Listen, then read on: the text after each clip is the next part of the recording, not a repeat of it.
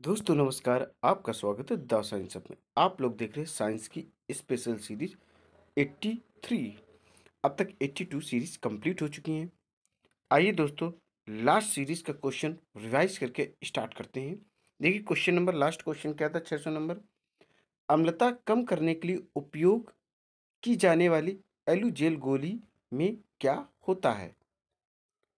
अम्लता कम करने के लिए उपयोग की जाने वाली एलुजेल गोली में क्या होता है? A number sodium carbonate, B number sodium hydroxide, C number ammonia और डी नंबर एल्युमिनियम हाइड्रोक्साइड। तो एल्युमिनियम हाइड्रोक्साइड अम्लता कम करने के लिए उपयोग की जाने वाली एलुजेल गोली में होता है। तो अपना जो करेक्ट आंसर 600 का आ रहा है दोस्तों, वह आ जाएगा डी नंबर। 600 क्वेश्चन था, पिछली सीरीज का था, इसको रिवाइज किया। अब स्टार्ट करेंगे सीरीज 83। दोस्तों ये सीरीज इंपॉर्टेंट है रेलवे ग्रुप डी के लिए, एनटीपीसी मेंस के लिए, पीएचडी टीएचडी के लिए, सुपर टेट और टेट के लिए। इवन जितने भी एग्जाम्स होते हैं जिसमें साइंस आती है, ये सीरीज सभी के लिए इंपॉर्टेंट है। आइए अब स्टार्ट करते हैं। 601 नंबर से सीरीज है 83। निम्नलिखित में से किसमें निसंक्रामक तत्व नहीं है? A number phenyl, B number आग, सी नंबर स्वच्छ जल, डी नंबर टिंचर आयोडीन। थोड़ा सा सोचिए और क्वेश्चन के आंसर का देने का कोशिश कीजिए। देखिए जो 601 का करेक्ट आंसर हो जाएगा वह आग। आग जो है वो निसंक्रामक तत्व नहीं है, बाकी सभी जो हैं वो हैं। तो अपने जो 601 का करेक्ट आंसर आ जाएगा वह हो जाएगा बी नंबर। अब क्वेश्चन देखेंगे 602। क्वार्ट्स के अवयव हैं सिलिकॉन तथा A number oxygen, B number sulphur, C number nitrogen, D number hydrogen. जो क्वार्ट्स के अवयव हैं सिलिकॉन तथा ऑक्सीजन है। क्या है? सिलिकॉन तथा ऑक्सीजन है। 602 का जो करेक्ट आंसर हो जाएगा डियर स्टूडेंट्स, वह हो जाएगा ऑक्सीजन। ऑक्सीजन का फार्मूला O2 होता है। ये जीवनदायिनी गैस होती है और वातावरण में 21% प्रेजेंट होती है। 78% नाइट्रोजन होती है, 1% में अदर गैसें भी होती हैं। अब क्वेश्चन देखेंगे 603। किसके जलने से सबसे अधिक वायु प्रदूषण होता है? ए नंबर कोयला, B number CNG, C number LPG, D number hydrogen. तो आप फर्स्ट ऑफ ऑल ये समझ लें कि किसके जलने सबसे अधिक वायु प्रदूषण होता है। तो जो कोयला है उसके जलने सबसे ज़्यादा प्रदूषण होता है। सीएनजी का फुल फॉर्म क्या होता है? कंप्रेस्ड नेचुरल गैस, संपीड़ित प्राकृतिक गैस। इससे बहुत कम पोल्यूशन होता है। बात करें एलपीजी की, इसको बोलते हैं, फुल फॉर्म होता है लिक्विफाइड पेट्रोलियम गैस। क्या बोलते हैं? लिक्विफाइड पेट्रोलियम गैस कहते हैं, या द्रवित पेट्रोलियम गैस भी इसको हिंदी में कहते हैं।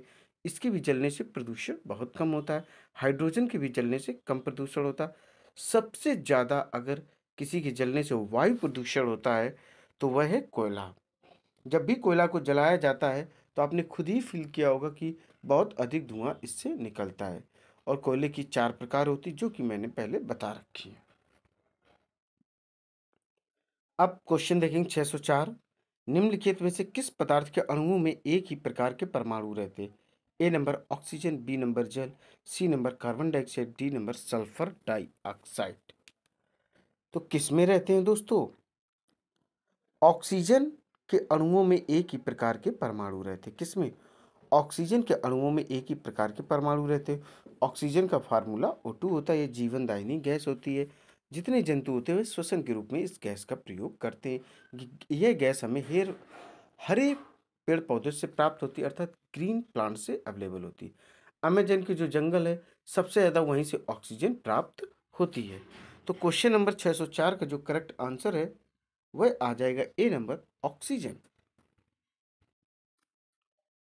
अब देखेंगे क्वेश्चन नंबर 605। निम्नलिखित में से कौन सा सूत्र ओजोन के अणु को दर्शाता है?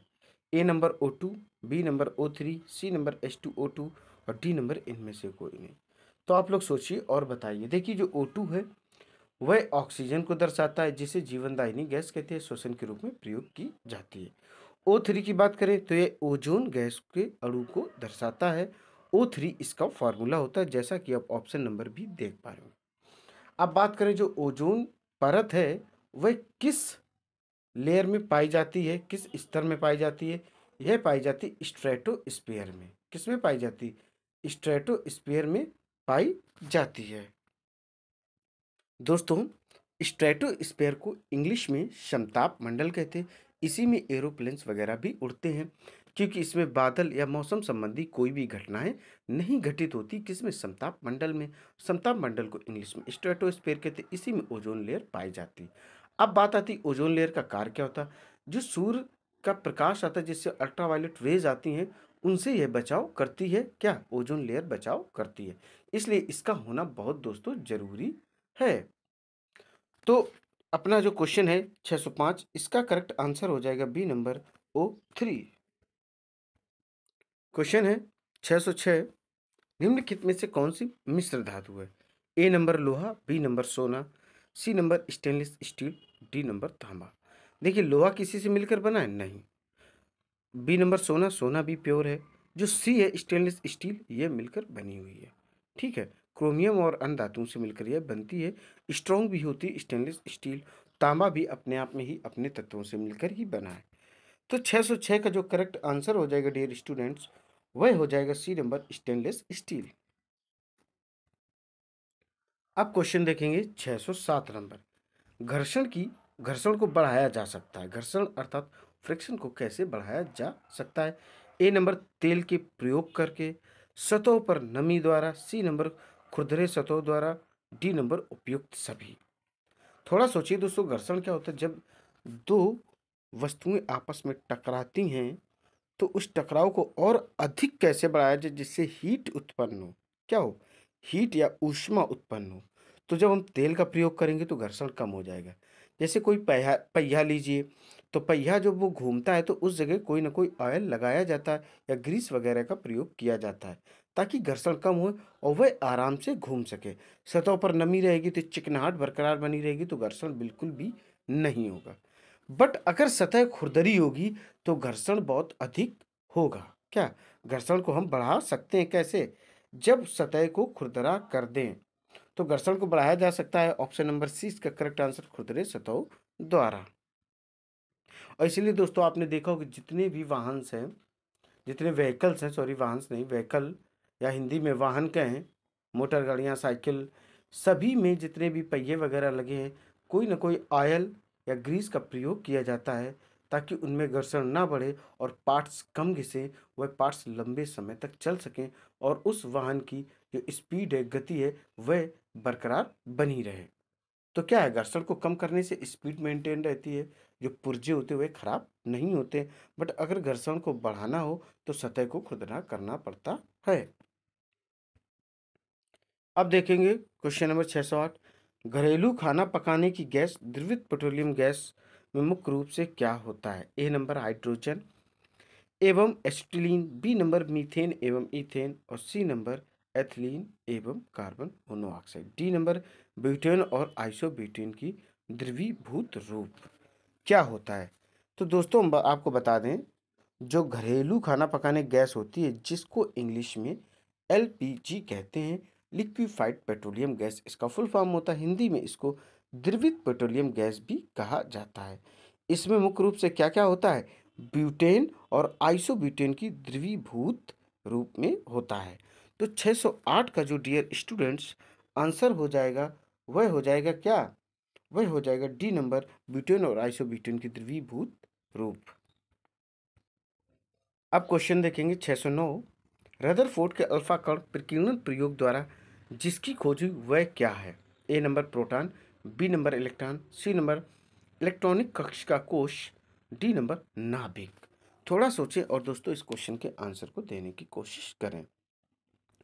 देखिए, जो रदरफोर्ड के अल्फा कण प्रकीर्णन द्वारा प्रोटॉन का आविष्कार किया गया था। किसका किया गया था? प्रोटॉन का आविष्कार किया गया था। प्रोटॉन की खोज रदरफोर्ड ने की। तो आपके दिमाग में चलो, इलेक्ट्रॉन की खोज किसने की थी? इलेक्ट्रॉन की जे थॉमसन ने खोज की थी। इसके बाद न्यूट्रॉन की खोज किसने की थी? चैडविक ने की थी। आपने एक ट्रिक सुनी होगी, ईंट पर नाचे, E for electron, T for Thomson, और पर प्रोटॉन, आर फॉर रदरफोर्ड, नाचे, एन फॉर न्यूट्रॉन, और चा फॉर क्या, या सी फॉर क्या हो जाएगा? चैडविक हो जाएगा। तो इलेक्ट्रॉन की खोज किसने की थी? थॉमसन ने। और प्रोटॉन की रदरफोर्ड ने, और बात करें न्यूट्रॉन की खोज चैडविक ने की थी। तो यहाँ पर जो क्वेश्चन है अपना 609, इसका जो करेक्ट आंसर हो जाएगा वह हो जाएगा प्रोटॉन। रदरफोर्ड की जो अल्फा कण का प्रकीर्णन प्रिंसिपल था, खोज थी, उसमें प्रोटॉन की खोज की गई थी। किसकी खोज की गई थी? प्रोटॉन की। और प्रोटॉन की खोज का श्रेय भी रदरफोर्ड को ही जाता है।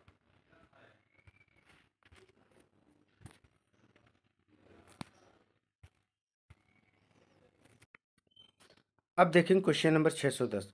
स्फटिक रासायनिक दृष्टिकोण से है। A number SiO2, B number SiCl4, C number Al2O3, D number SiC। तो स्फटिक रासायनिक दृष्टिकोण से क्या है? देखिए दोस्तों, क्वेश्चन नंबर है 610 और इसका करेक्ट आंसर हो जाएगा ए नंबर। जो आप लोग स्फटिक रासायनिक दृष्टिकोण से क्या हो जाएगा, इसका करेक्ट आंसर हो जाएगा ए नंबर SiO2। क्या हो जाएगा? SiO2 इसका करेक्ट आंसर हो जाएगा। अब क्वेश्चन देखेंगे 611। जब मैग्नीशियम और क्लोरीन के बीच अपक्रिया होती तब ए नंबर प्रत्येक मैग्नीशियम परमाणु 2 इलेक्ट्रॉन ग्रहण करता है, बी नंबर प्रत्येक क्लोरीन परमाणु 1 इलेक्ट्रॉन त्यागता है, सी नंबर एक सहसंयोजक बंधन बनता है, डी नंबर प्रत्येक मैग्नीशियम परमाणु 2 इलेक्ट्रॉनों का त्याग करता है। तो इन ऑप्शंस को पढ़ें और इन क्वेश्चन के आंसर को देने की कोशिश करें। देखिए दोस्तों, ध्यान से सुने, मैं बताता हूँ आप लोगों को answer.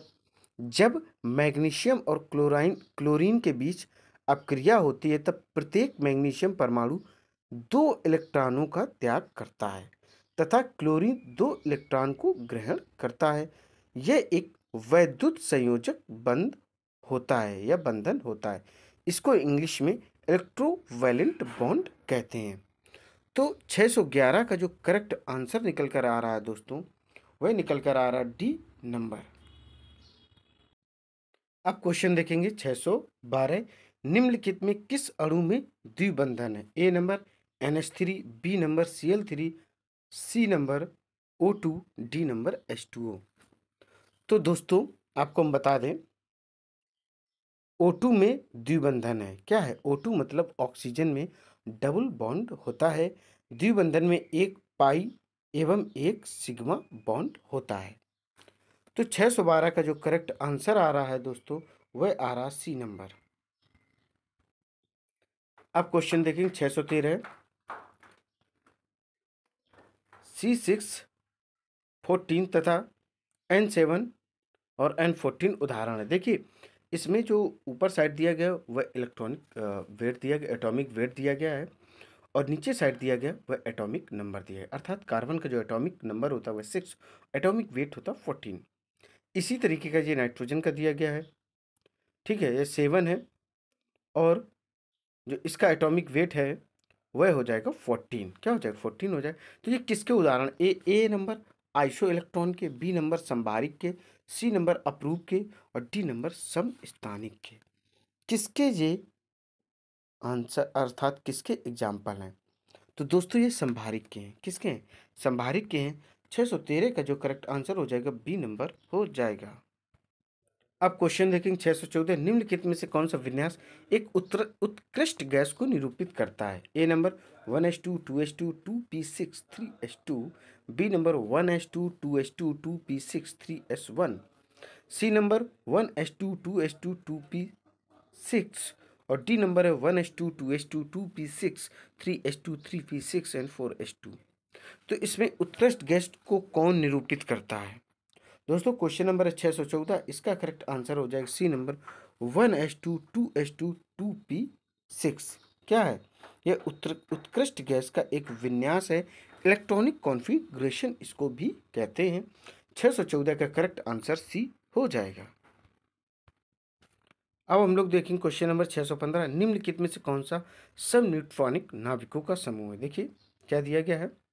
6C14, 7N15, 9F17। B number देखिए C6C12, 7N14, 9F19। देखिए ऊपर जो दिया गया है वह आपका एटॉमिक वेट दिया गया है, नीचे जो दिया गया है वह एटॉमिक नंबर दिया गया है। तो ऑप्शन नंबर सी देखिए 6C14, 7N14, 9F17। D number देखिए 6C14 7N14 9F19। तो इनमें में से सब न्यूट्रॉनिक नाविकों का कौन सा एक ग्रुप है? तो जो ऑप्शन ए नंबर आप देख पा रहे होंगे 6C14 7N15 9F17, ये सभी में न्यूट्रॉनों की जो संख्या है वह 8 है। क्या है? जो न्यूट्रॉनों की संख्या है दोस्तों वह 8 है। 615 का करेक्ट आंसर हो जाएगा ए नंबर। अब क्वेश्चन देखेंगे हम लोग 616। यदि किसी द्रव पर दाब बढ़ता है तो उसका क्वथनांक ए नंबर घटता है, बी नंबर बढ़ता है, सी नंबर परिवर्तित नहीं होता, डी नंबर पहले घटता फिर बढ़ता है। तो बताइए दोस्तों इसका करेक्ट आंसर क्या हो जाएगा? देखिए, यदि किसी द्रव पर दाब बढ़ता है तो उसका क्वथनांक बढ़ता है। तो ऑप्शन क्या है? बी नंबर सही आ रहा। किसी द्रव पर दाब बढ़ता है तो उसका क्वथनांक क्या बढ़ता है? करेक्ट। किसी निश्चित ताप पर जब कोई द्रव खौलता है तो उस ताप को उस पदार्थ का क्वथनांक कहते हैं। क्वथनांक को इंग्लिश में बॉइलिंग पॉइंट भी कहते हैं, शॉर्ट में इसको बीपी भी कहते हैं। जिस न्यूनतम ताप पर वाष्प दाब वायुमंडलीय दाब के बराबर होता है उसे बॉइलिंग पॉइंट भी कहते हैं। क्या कहते हैं? बॉइलिंग पॉइंट या क्वथनांक भी कहते हैं। किसी द्रव में अशुद्धि मिलाने पर उस द्रव का बॉइलिंग पॉइंट बढ़ जाता है। जल का बॉइलिंग पॉइंट 100 सेल्सियस होता है, अर्थात 100 सेल्सियस पर जल क्या होता है? वाष्प में परिवर्तित होने लगता है। फ्रीज कितने पर होता है? 0 पर फ्रीज होता है। फ्रीजिंग पॉइंट क्या हो जाएगा? 0 सेल्सियस हो जाएगा वाटर का। वायुमंडलीय दाब कम होने पर बॉइलिंग पॉइंट घट जाता है। जब वायुमंडलीय दाब कम होगा तो बॉइलिंग पॉइंट क्या हो? वो भी घट जाएगा। इसलिए पहाड़ों पर खाना देर से बनता है।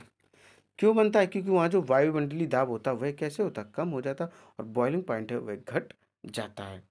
दोस्तों 616 है और इसका जो करेक्ट आंसर आ जाएगा बी नंबर आ जाएगा। किसी द्रव पर दाब बढ़ता है तो उसका क्वथनांक क्या है? बढ़ेगा। अब देखें क्वेश्चन नंबर 617। एक डॉक्टर अति अम्लता का उपचार करने हेतु दवाई देता है। दवाई में मुख्य संगठक क्या है? इंग्रेडिएंट क्या है? देखिए, ए नंबर एल OH को होल थ्राइस, बी MgCl2, सी CaCO3 और डी Na2CO3। तो दोस्तों 617 नंबर है। देखिए, एक डॉक्टर अति अम्लता का उपचार करने हेतु एक इकाई है और दवाई के जो मुख्य घटक हो जाएंगे, मुख्य संगठक जिनको इंग्रेडिएंट इंग्लिश में कहते हैं, वह हो जाएंगे AlOH3 का होल थ्राइस। तो 617 का दोस्तों जो करेक्ट आंसर निकल कर आ रहा है वह आ रहा ए नंबर। क्वेश्चन है 618। खाद्य पदार्थों के डिब्बों की आंतरिक सतह टिन से पुती होती है कि जस्ते में, क्योंकि ए नंबर जस्ता टिन से महंगा होता है, बी नंबर जस्ता टिन से अधिक क्रियाशील होता है, सी नंबर जस्ते का गलनांक टिन से अधिक होता है, डी नंबर जस्ता टिन से कम क्रियाशील होता है। दोस्तों बताइए क्या होगा? देखिए, समझते हैं इसके आंसर को। खाद्य पदार्थों के डिब्बों की आंतरिक सतह टिन से पुती होती है, न कि जस्ते से, क्योंकि जस्ता जो है टिन से अधिक क्रियाशील होता है। जस्ता क्या है? वह टिन से अधिक क्रियाशील होता है, इसलिए टिन से पुते हुए होते हैं। और इसका करेक्ट आंसर निकल कर जो आ रहा है वह आ रहा बी नंबर। क्या आ रहा? बी नंबर दोस्तों इस क्वेश्चन का करेक्ट आंसर है। क्वेश्चन नंबर 619 देखेंगे। एक आदमी सुनार बनकर घर घर जाता और लोगों के पुराने स्वर्ण आभूषणों की चमक फिर से लौटाने का वचन देता। उस पर विश्वास करके एक महिला अपनी सोने की चूड़ियां उसे देती है, जिन्हें वह एक घोल में डालता और चूड़ियां तो चमक जाती पर उनका भार काफी कम हो जाता है। इस धोखेबाज द्वारा प्रयोग किया जाने वाला घोल संभवतः क्या होगा? तो ए नंबर देखिए तनु HCl का होगा, बी नंबर सांद्र HCl होगा, सी नंबर सांद्र HCl और सांद्र HNO3 का मिश्रण होगा, डी नंबर सांद्र HNO3 हो जाएगा। तो दोस्तों बताइए इसका करेक्ट आंसर क्या होगा? देखिए, एक आदमी सुनार बनकर घर घर जाता और लोगों में पुराने स्वर्ण आभूषण की चमक फिर से लौटने का वचन देता।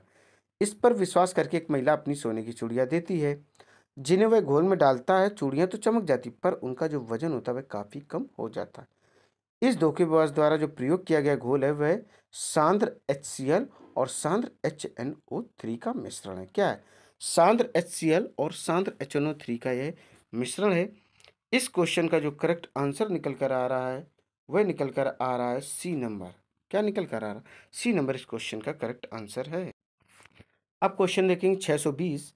घाव पर फिटकरी लगाने से रक्तस्राव रुक जाता क्योंकि ए नंबर फिटकरी का टुकड़ा घाव को ढक देता, बी नंबर फिटकरी रक्त को स्कंदित करके थक्का बना देती है, सी नंबर फिटकरी घाव के आसपास तापमान को कम कर देती, डी नंबर फिटकरी एक पूर्तिरोधी है। 620 का दोस्तों जो करेक्ट आंसर आएगा वह आएगा क्या? B number. क्या आ जाएगा? बी नंबर की फिटकरी रक्त को स्कंदित करके थक्का बना देती है। अब क्वेश्चन देखेंगे 621। जब एक लोहे की कील को कॉपर सल्फेट के विलयन में डुबोया जाता है तो धीरे धीरे कॉपर सल्फेट के विलयन का रंग हल्का पड़ जाता और लोहे की कील पर एक भूरे रंग की परत जमा हो जाती या जम जाती। यह उदाहरण है ए नंबर संयोजन अपक्रिया का, बी नंबर क्विंटन अपक्रिया का, सी नंबर विस्थापन अपक्रिया का और डी नंबर विस्थापन और रेडॉक्स अपक्रिया का। जहां पर बी है उस जगह विघटन अपक्रिया लिखा हुआ है। क्या लिखा हुआ? विघटन अपक्रिया लिखा हुआ है दोस्तों।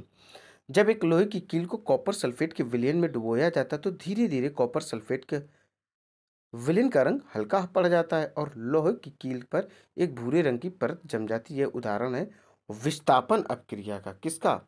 विस्थापन अपक्रिया का यह एक एग्जाम्पल है। वैसी अपक्रिया जिसमें कोई प्रतिकारक किसी यौगिक से परमाणु को हटाकर अपना स्थान ग्रहण करता है विस्थापन अपक्रिया कहलाता है। क्या कहलाता है? वह विस्थापन अपक्रिया कहलाता है। दोस्तों 621 का जो करेक्ट आंसर हो जाएगा सी नंबर हो जाएगा विस्थापन अपक्रिया। अब देखें क्वेश्चन नंबर 622। सल्फ्यूरिक अम्ल को तनु बनाने के लिए अम्ल को पानी में डालने की सलाह दी जाती क्योंकि ए नंबर अम्ल का पानी की ओर गहरा आकर्षण है, बी नंबर अम्ल कांच के बर्तन को तोड़ सकता है, सी नंबर अम्ल को तनु बनाने की प्रक्रिया अत्यधिक ऊष्माक्षेपी है, डी नंबर अम्ल को तनु बनाने की प्रक्रिया अत्यधिक ऊष्माशोषी है। तो दोस्तों देखते हैं क्या इस क्वेश्चन का आंसर है। सल्फ्यूरिक अम्ल को तनु बनाने के लिए अम्ल को पानी में डालने की सलाह दी जाती क्योंकि अम्ल को तनु बनाने की प्रक्रिया अत्यधिक ऊष्माक्षेपी है। क्या है? अत्यधिक ऊष्माक्षेपी होती है। क्वेश्चन है अपना 622। इसका करेक्ट आंसर हो जाएगा सी नंबर। क्या हो जाएगा? सी नंबर इसका करेक्ट आंसर हो जाएगा। अब क्वेश्चन देखेंगे 623। कृत्रिम वर्षा या मेघ बीजन के लिए क्या है? कृत्रिम वर्षा या मेघ बीजन के लिए प्रायः प्रयोग किया जाने वाला रासायनिक द्रव है। A number silver iodide, B number sodium chloride और सी नंबर सूखी बर्फ या डी नंबर उपयुक्त सभी। तो दोस्तों क्या है? थोड़ा सा सोचिए, बहुत सिंपल क्वेश्चन है और इसका जो आंसर है सिल्वर आयोडाइड। क्या है? सिल्वर आयोडाइड अथवा ठोस कार्बन डाइऑक्साइड का प्रयोग कृत्रिम वर्षा या मेघ बीजन के लिए प्रयोग किया जाने वाला रासायनिक द्रव है और इसका जो करेक्ट आंसर है इस क्वेश्चन के हिसाब से दोस्तों वह हो जाएगा ए नंबर सिल्वर आयोडाइड। क्या हो जाएगा? सिल्वर आयोडाइड इसका करेक्ट आंसर हो जाएगा। अब देखें क्वेश्चन नंबर 624। मरकरी है ए नंबर ठोस धातु, बी नंबर द्रव धातु, सी नंबर ठोस अधातु और डी नंबर द्रव अधातु। तो मरकरी क्या है? मरकरी रूम टेम्परेचर पर लिक्विड फॉर्म में पाई जाती है। तो यह क्या? मरकरी एक मेटल्स होता है, धातु होती है। मरकरी को हिंदी में पारा भी कहा जाता है। इसका उपयोग डॉक्टर्स अपने थर्मामीटर में करते हैं या टेम्परेचर नापने में भी इसका उपयोग किया जाता है। तो क्वेश्चन नंबर 624 है 624। इसका करेक्ट आंसर हो जाएगा द्रव धातु अर्थात लिक्विड मेटल्स इसको इंग्लिश में कहते हैं। हिंदी में मरकरी को पारा भी कहते हैं। इसका उपयोग थर्मामीटर में भी किया जाता है। यह रूम टेम्परेचर पे लिक्विड फॉर्म में पाई जाती है। अब क्वेश्चन नंबर 625 देखेंगे। वायु में हाइड्रोजन जब जलने लगती तब पैदा करती है। A number ammonia, B number जल और सी नंबर मीथेन और डी नंबर कार्बोनिक अम्ल। जब हाइड्रोजन को वायु में जलाते हैं तो क्या बनता है? थोड़ा सा सोचें दोस्तों, बहुत सिंपल है।